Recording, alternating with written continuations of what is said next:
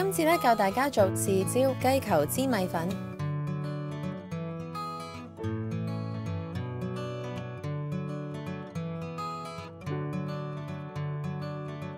將天鵝牌星洲炒米粉浸水大約10分鐘，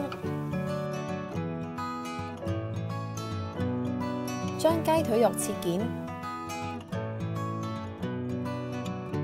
然之後用紹興酒、生抽、砂糖同埋胡椒粉醃大約20分鐘，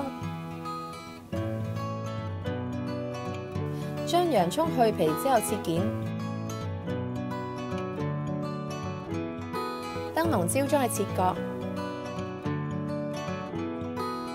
然後將蒜頭同埋豆豉切碎，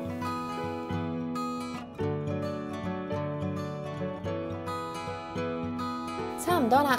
鵝仔米粉亦都可以攞出嚟擎乾，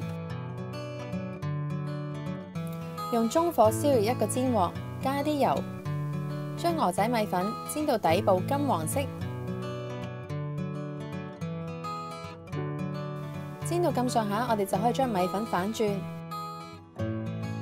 煎到另外一邊都金黃色嘅時候咧，就可以攞起備用啦。用中高火燒熱一個煎鑊，加啲油，再將雞腿肉炒到金黃色，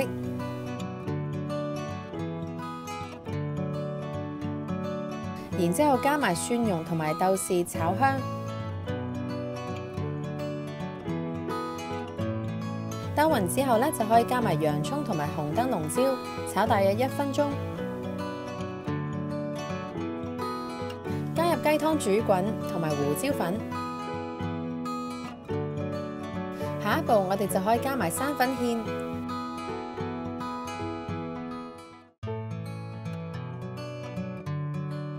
當呢個醬汁結身嘅時候咧，就可以上碟啦。最後我哋將煎好咗嘅米粉切件，然後放喺呢一個豉椒雞球上面就完成啦。